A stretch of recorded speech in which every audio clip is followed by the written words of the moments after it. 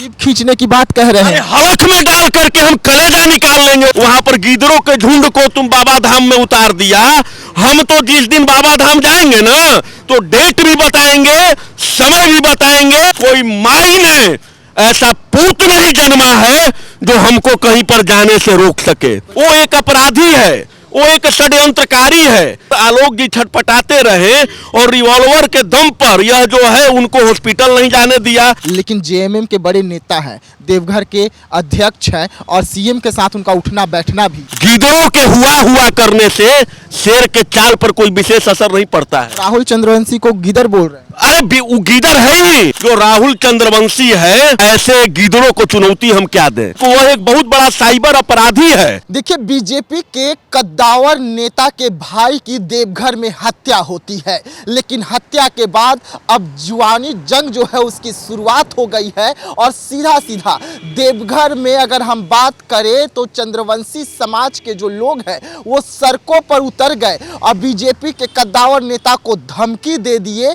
कि जवान खींच लेंगे, जीभ खींच लेंगे। हाथों में तलवार था और इसको लेकर अब बिहार में बवाल की शुरुआत हो गई है। हम बात कर रहे हैं आलोक कुमार हत्याकांड की, तो सीधा हम सर से जुड़ते हैं। पुष्कर नारायण सिंह जी हमारे साथ हैं।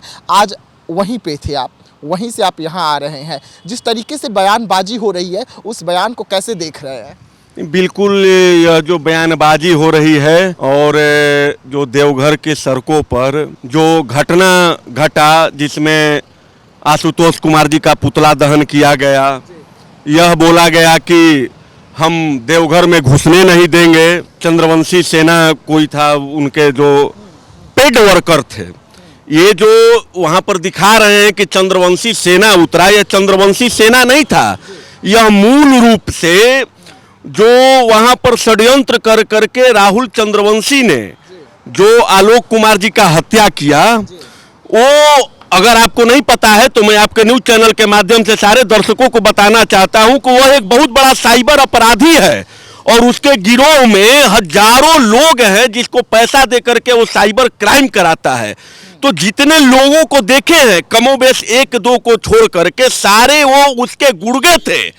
और फिर भी मैं आपके न्यूज चैनल के माध्यम से ये बताना चाहता हूं कि हमें किसी भी जाति से दिक्कत नहीं है, चाहे वो कोई जाति हो, हमें किसी भी जाति से कोई दिक्कत नहीं है। हमें तकलीफ सिर्फ और सिर्फ उसे जो राहुल चंद्रवंशी है, हमको उससे है। वो एक अपराधी है, वो एक षड्यंत्रकारी है। आप देखिए कि तीन अपराध। पहला अपराध कि उसका जो है परिजन के द्वारा आलोक जी को दबा दिया गया। दूसरा अपराध मानवता को तार तार करने वाला कि वहीं पर आलोक जी छटपटाते रहे और रिवॉल्वर के दम पर यह जो है उनको हॉस्पिटल नहीं जाने दिया। और तीसरा अपराध कह रहा है कि हम देवघर में नहीं घुसने देंगे। तो हम उसको चैलेंज करते हैं कि तुम तो बिना तारीख और डेट बताए हुए वहां पर गीदड़ों के झुंड को तुम बाबा धाम में उतार दिया। हम तो जिस दिन बाबा धाम जाएंगे ना, तो डेट भी बताएंगे, समय भी बताएंगे और दिन भी बताएंगे। उसके बाद तुमको पता चलेगा। किसी माई इतना मैं आपके बताना चाहता हूं कि कोई माई ने ऐसा पूत नहीं जन्मा है जो हमको कहीं पर जाने से रोक सके। जीभ खींचने की बात कह रहे हैं। हलक में डाल करके हम कलेजा निकाल लेंगे। वो जीभ खींचने की क्या बात करता है? वो जीभ खींचने की क्या बात करता है? साइबर अपराधी सब, आवारा गुंडा सब, हम हलक में डाल करके और कलेजा निकालने की क्षमता रखते हैं। किसी में पावर नहीं है कि बाजू बल के आधार पर हमको कहीं जाने से रोक दे। हम डेट, दिन और समय भी बताएंगे और वहां पर पहुंचने का भी काम करेंगे। माई के लाल में अगर ताकत है तो हमें आकर के रोक के दिखा देगा। तलवार लेकर सड़कों पर उतर रहे हैं। तलवार छोड़ दीजिए, क्या तलवार लेकर के उतरेंगे? जब हम थे ही नहीं तो वहां पर आप बफोर्स लेकर के उतर जाइए, उससे क्या मतलब है? जब हम थे ही नहीं। गीदड़ों के हुआ करने से शेर के चाल पर कोई विशेष असर नहीं पड़ता है। राहुल चंद्रवंशी को गीदड़ बोल रहे हैं। अरे वो गीदड़ है ही, मानवता विहीन व्यक्ति है।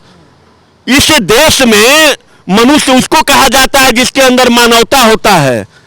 उसके अंदर तो मानवता है ही नहीं। अगर तुम्हारे गाड़ी से किसी व्यक्ति को चांपा पड़ गया तो तुम्हारे अंदर मानवता अगर रहता, तुम मानव रहते, तो सबसे पहले उठा करके उसको हॉस्पिटल ले जा करके उपचार करते। तो तुमने क्या किया, पिस्टल निकाला और व्यक्ति वहां जो तड़प रहा है बेचारा, उसको हॉस्पिटल नहीं जाने दिया। अब इससे मानवता शर्मसार क्या होगा, इससे मानवता शर्मसार क्या होगा। और एक ऐसा अपराधी, मैं बताना चाहता हूं कि यह पहली घटना नहीं है और यह सिर्फ भूमिहारों के साथ घटना नहीं है।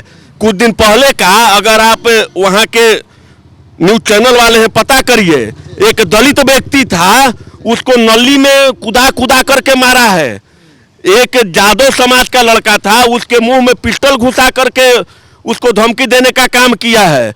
और यह तीसरा घटना, ऐसे आपराधिक घटना तो उस पर कई मामला दर्ज है, साइबर क्राइम का, बलात्कार का, हत्या का कई मामला दर्ज है। तो वह एक मानवता को शर्मसार करने वाला व्यक्ति है।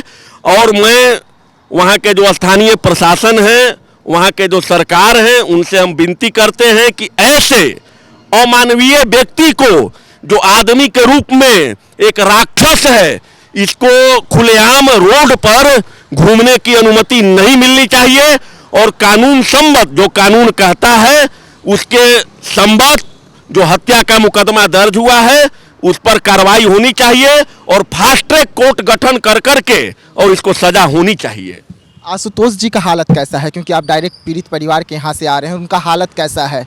देखिए, किसी व्यक्ति का हालत का क्या आप अंदाजा लगा सकते हैं। अगर सोच सकते हैं कि जिस भाई ने अपने भाई को कंधे पर खिलाया है और उस भाई का फिर इसी कंधे पर अर्थी निकले, तो इससे ज़्यादा दर्द का बात क्या हो सकता है, इससे दुख वाला बात क्या हो सकता है। उस परिवार पर तो क्या कहें, दुखों का पहाड़ टूट गिरा है, दुखों का पहाड़ टूट गया है। हमारे पास शब्द नहीं है, कितना मतलब दर्द वो परिवार झेल रहा है, कितना दुख उस परिवार को है। जो आलोक कुमार, जिसका एक बच्चा 2 साल का अपने चाचा के गोदी में बैठ करके और अपने पिता का चिता जलते देख रहा है, एक बच्चा जो 6 साल का अपने पिता का मुखग्नि देख रहा है, एक पिता जिनका उम्र 60 साल 70 साल का है और अपने पिता का, अपने बेटे का, छोटे बेटे का, प्यारा बेटा, दुलारा बेटा का चिता जलते देख रहा है, तो इससे ज़्यादा अब तो हम नहीं कह सकते हैं कि इस धरती पर दुख कोई और होता होगा। राहुल चंद्रवंशी का एक बार मैं फिर से जिक्र कर रहा हूं। राहुल चंद्रवंशी पर आप लोग आरोप लगा रहे हैं कि वो अपराधी है, गुंडा है, मवाली है, लेकिन जेएमएम के बड़े नेता हैं, देवघर के अध्यक्ष हैं और सीएम के साथ उनका उठना बैठना भी। देखिए, किसी के भी साथ उठना बैठना रहे, हमें उससे कोई मतलब नहीं है। वो किस पार्टी का नेता है, हमें उससे भी कोई मतलब नहीं है। यह देश जो है संविधान से चलता है और संविधान कहता है कि जो आरोप एक साधारण, मतलब कह सकते हैं कि जो अंतिम पायदान पर व्यक्ति है, जो बेचारा भीख मांग करके गुजारा करता है, उस पर भी वही आरोप लगेगा तो वही धारा लगेगा। और इस देश में सबसे बड़े संवैधानिक पद पर जो व्यक्ति बैठा हुआ है उस पर भी आरोप लगेगा तो वही धारा लगेगा। तो किसी भी पद पर हो, किसी भी पार्टी से हो, किसी भी जाति से हो, उससे हमें कोई लेना देना नहीं है। यह एक आपराधिक कुकृत्य है, अमानवीय व्यवहार है और इस पर जो है वहाँ का सरकार संज्ञान ले, कार्रवाई करे। नहीं तो फिर, अभी तो हम लोग अपने भाई के क्रियाक्रम में व्यस्त हैं, जब हम लोग बाबा धाम और महाकाल के नगरी में आएंगे तो टांडो होगा, फिर टांडो होगा, रोक नहीं पाएगा। चुनौती दे टांडो होगा। ऐसे गीदड़ों को चुनौती हम क्या दें? अरे चुनौती तो कम से कम बराबरी वाले को दिया जाता है ना, ये गीदड़ को हम क्या चुनौती दें? ये गीदड़ को, ये कोई आदमी है, ये कोई ये पैकेट मार था जी, इसका निकालिए ना हिस्ट्री। पैकेट मार था, पैकेट मार से साइबर क्राइम करने लगा, मन बढ़ गया तो हत्या कर रहा है। तो ऐसे ऐसे गीदड़ को हम चुनौती देंगे, हम लोग पहुंचेंगे ही भाग जाएगा। अभी भी भागल है ना। अरे मर्द है तो तुम आओ ना, मर्द है तो प्रस्तुत हो, मर्द है तो जांच कराओ। अगर हम जांच हुए, हम पर अपराध साबित नहीं होगा, बेल होगा। भागने से कहाँ भागोगे, धरती कम पड़ जाएगा। थाने से सहयोग मिल रहा है, क्योंकि तारीख में भी हेरफेर किया गया। थाने से हम लोग दबाव बनाए हैं तो सहयोग मिल रहा है, ऐसे लगभग न के बराबर सहयोग मिल रहा है। हेरफेर किया गया तारीखों में। बिल्कुल बिल्कुल बिल्कुल, यह तो इन्फ्लुएंस दिखलाता है ना। अगर मुकदमे के तारीख के साथ छेड़छाड़, तो यह कहीं न कहीं राजनीतिक और जो प्रशासनिक पकड़ है उसका इन्फ्लुएंस दिखाता है कि हमारा प्रभाव कितना है कि न्याय मिलेगा झारखंड से। न्याय मिलेगा, बिल्कुल मिलेगा। हम लोग कानून पर विश्वास रखने वाले लोग हैं। न्याय मिलेगा, न्याय नहीं मिलेगा तो हिसाब हम कर लेंगे। फिर से आप वही कह रहे हैं कि हिसाब कर लेंगे, तो एकदम कर लेंगे। जब हमको न्याय मिलेगा ही नहीं तो हम अपने हिसाब से फिर हिसाब करेंगे। कानून हाथ उठा लेना, कानून हाथ उठा ले कि हम हमारे पहुंच से बाहर है तो हम दिखा देते हैं कि हमारा पहुंच कहां तक है। हम दिखला देंगे कि हमारा पहुंच कहां तक है। तो ऐसे में तो वही हुआ ना कि अगर उन्होंने हत्या किया तो आप भी हत्या करेंगे। देखिए, अब जब समुद्र से सुनामी उठता है तो क्या क्या चीज तबाह होता है उसका फिर समुद्र गिनती नहीं रखता है। तो हम हत्या हमारा भाई का हुआ है, आक्रोश हमारे अंदर है, प्रतिशोध की भावना हमारे अंदर है। अब प्रशासन मदद नहीं करेगा तो जो हमारे अंदर का सुनामी है वो अगर फूटेगा ज्वालामुखी बन करके तो हमारे सामने जो आएगा वो तबाह हो जाएगा। कोई रोक नहीं सकता है, फिर कोई रोक नहीं सकता है। चलिए देखिए, आशुतोष कुमार के भाई आलोक कुमार की हत्या होती है, लेकिन अब जंग जो है सड़कों पर है। पुलिस बल जो है अब तक गिरफ्तारी नहीं कर सकी है। बड़े आरोप पुलिस के खाकी पर भी लग रहे हैं, लेकिन सीधा चैलेंज है कि अगर इंसाफ नहीं मिलता है तो फिर ईंट से ईंट बजा देंगे। अब देखने वाली बात होगी कि पुलिस प्रशासन क्या कुछ करती है। तो ऐसे तमाम खबरों के लिए रहिएगा हमारे साथ, दीजिएगा इजाज़त। धन्यवाद।